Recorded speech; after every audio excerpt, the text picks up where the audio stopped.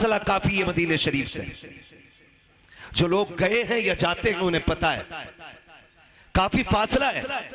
इधर हुजूर जलवागर हुए, उधर हजरत हलीमा सादिया ने ख्वाब देखा कि कोई आया, हाथ पकड़ा, एक नदी के किनारे ले गया और एक प्याला उस नदी से भर के दिया। कहती मैंने एक घूंट पिया, मेरे दुख भी खत्म हो गए, मेरी बीमारियां भी खत्म हो गई। और फिर उस हाथ पकड़ने वाले ने कहा हलीमा जानती है मैं कौन हूं?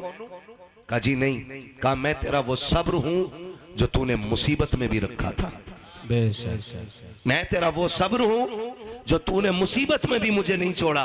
कहा कौन सा सब्र? के फाके आए तब भी तूने सब्र से काम लिया, बीमारी आई तब भी तूने सब्र से काम लिया।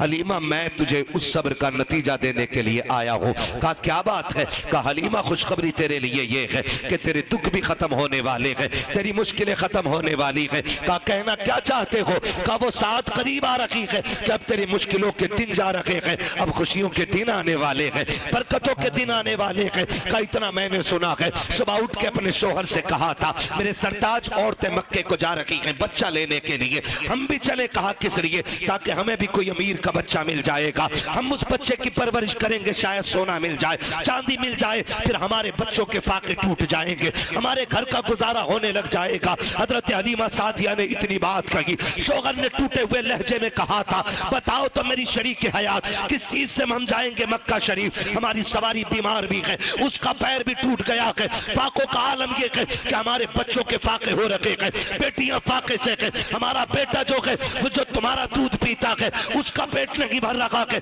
बच्चे को कैसे लेकर के आओगी? अगर ले भी आओगी तो परवरिश कैसे करोगी? हजरत हलीमा ने कहा था मेरे सरताज आखिरी चारा ये है कि हमें मक्का जाना पड़ेगा, बच्चा लाना पड़ेगा, वरना हमारे पास जिंदा रहने का कोई चारा नहीं है।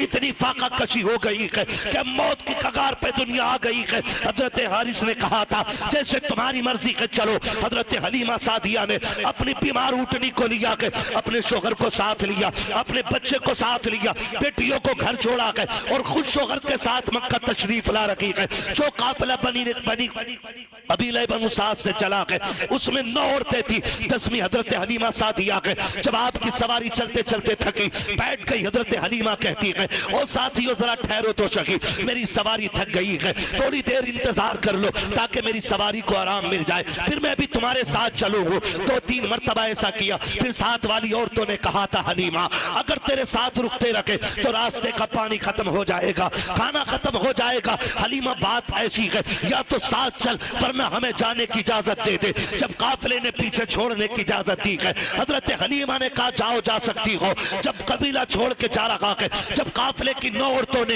हजरत हलीमा को पीछे छोड़ा है, हजरत हलीमा की आंख में आंसू आए और रो के आसमान की तरफ देख के कहा था ए मेरे परवरदिगार इतना तो बता दे जो दौलत के गरीब होते हैं क्या उनके नसीब भी गरीब हुआ करते हैं? मेरे मालिक बता तो सकी क्या मैं इनके साथ मक्के तक जा नहीं सकती हूँ?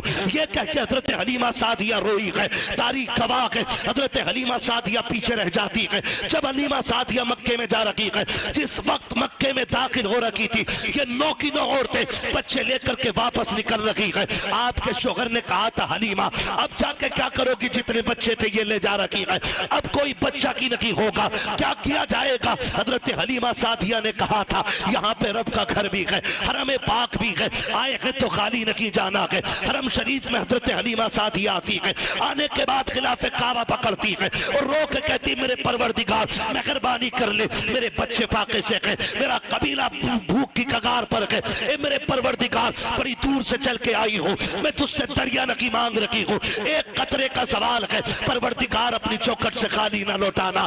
जैसी रो के इतना कहा है गैब से आवाज आई है हलीमा तू तो कतरे की बात कर रही है, हम तेरी झोली में रहमत का समंदर डाल के भेजे। नारे तकबीर, नारे